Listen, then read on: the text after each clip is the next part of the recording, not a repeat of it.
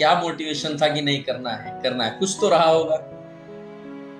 Motivation तो sir JDC बोलूंगा। Like अभिषेक sir ने लाइक जो इतना मोटिवेशन दिया था ना कि लाइक गेट में भी ऐसा ऐसा होता है वो होता है। सो ऑटोमेटिक ऐसा वो मन करता है कि हमको भी क्वालिफाई करना है, ये भी करना है। सो वो वहां से वैसा मोटिवेशन मिला था। जेडीसी जो भी प्रोवाइड करता है उसको मतलब मैं अभी भी मुझे याद है कि जेडीसी ने like week test weekly revision वाला सीरीज लॉन्च किया था।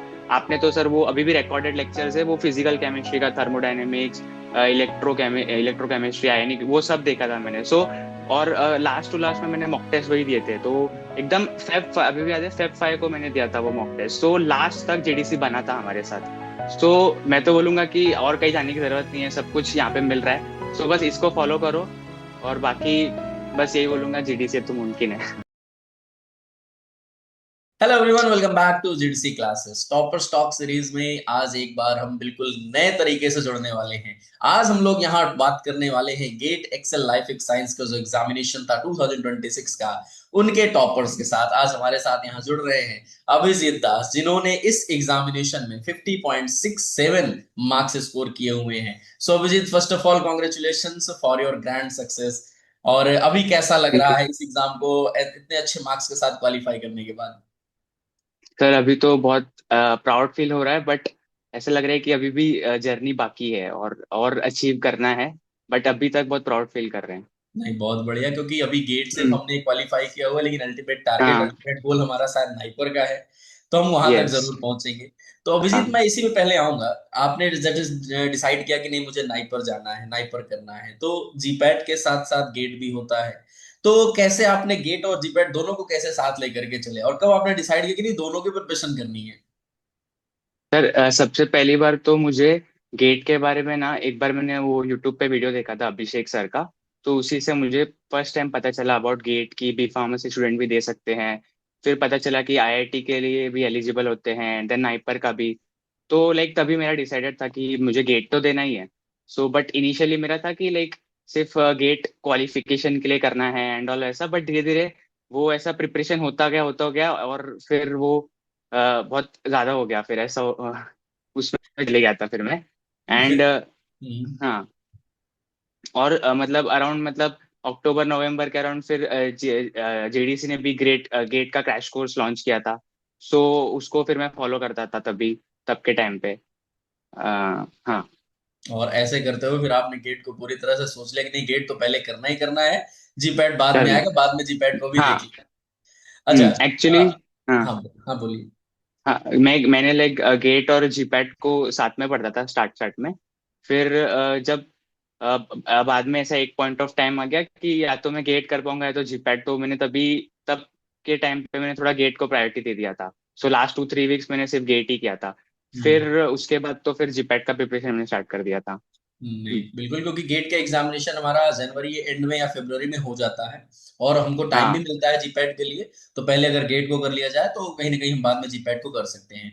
अच्छा अभिजीत, क्या लगता है आपको, हम्म, कितना सिमिलैरिटी होती है गेट और जीपैट दोनों को अगर हम साथ लेकर के चल रहे हैं, तो कितना सिमिलैरिटी? क्योंकि मुझे ऐसा लगता है काफी डिफरेंसेस हैं। तो आपने एक हम्म। डिफरेंट को कैसे एक साथ कंबाइन किया और दोनों को एक साथ प्रिपरेशन किया? हाँ, कितना डिफिकल्ट था ये? सर। सर डिफिकल्ट तो होता है, मतलब सिमिलैरिटीज ज्यादा नहीं होता ऐसा लगता है। लाइक अभी मैं एक चीज बताऊँ ना, तो गेट और बीफार्म के सिलेबस में डिफरेंस इतना है ना कि गेट जो है ना वो बहुत कोर में जाता है, डीप है। जबकि बीफार्म का हमारा वही सेम टॉपिक बायोकेमिस्ट्री भी क्यों ना हो तो वो सरफेस लेवल का थोड़ा होता है। सो वो डिफरेंस है। बट हमारा बीफार्म में सिलेबस वास्ट होता है। गेट में एडवांटेज है कि सिलेबस छोटा होता है, बस वास्ट होता है।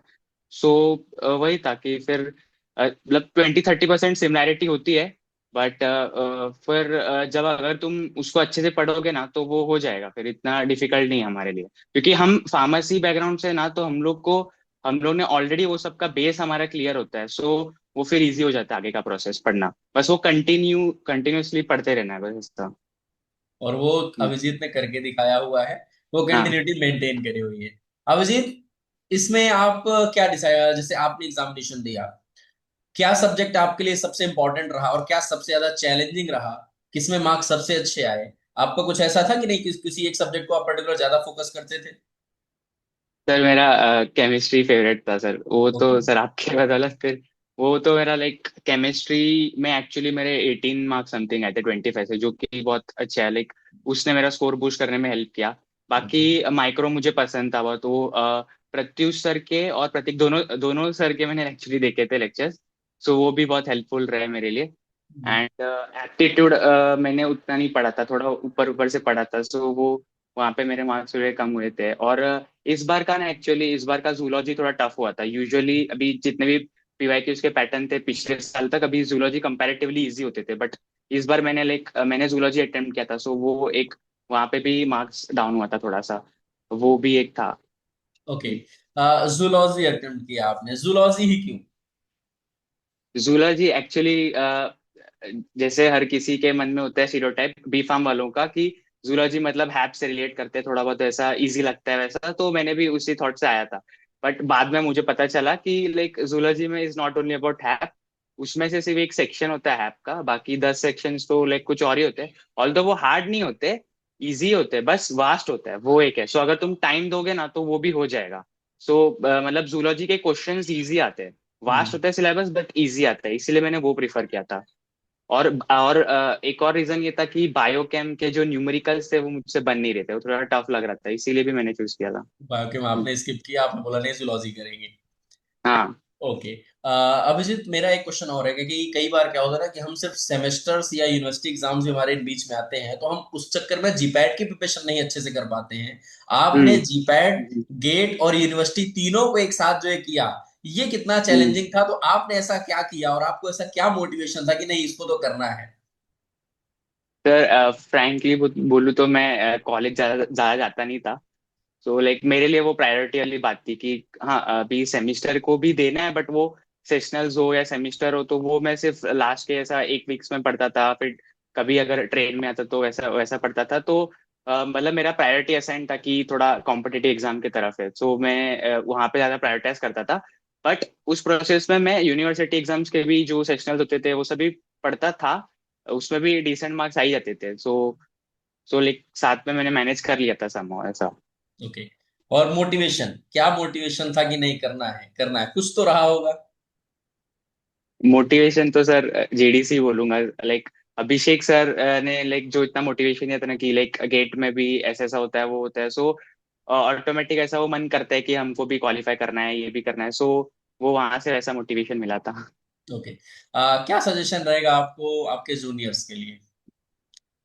सजेशंस तो यही बोलूंगा कि जेडीसी जो भी प्रोवाइड करता है उसको मतलब मैं अभी भी मुझे याद है कि जेडीसी ने like week test weekly revision वाला सीरीज लॉन्च किया था। आपने तो सर वो अभी भी रिकॉर्डेड लेक्चर्स है, वो फिजिकल केमिस्ट्री का, थर्मोडायनेमिक्स, इलेक्ट्रोकेमिस्ट्री, आयनिक, वो सब देखा था मैंने। सो और लास्ट टू लास्ट में मैंने मॉक टेस्ट वही दिए थे, तो एकदम अभी भी याद है फेब 5 को मैंने दिया था वो मॉक टेस्ट, सो लास्ट तक जेडीसी बना था हमारे साथ। सो मैं तो बोलूंगा कि और कहीं जाने की जरूरत नहीं है, सब कुछ यहाँ पे मिल रहा है। सो बस इसको फॉलो करो, और बाकी बस यही बोलूंगा, जीडीसी तो मुमकिन है।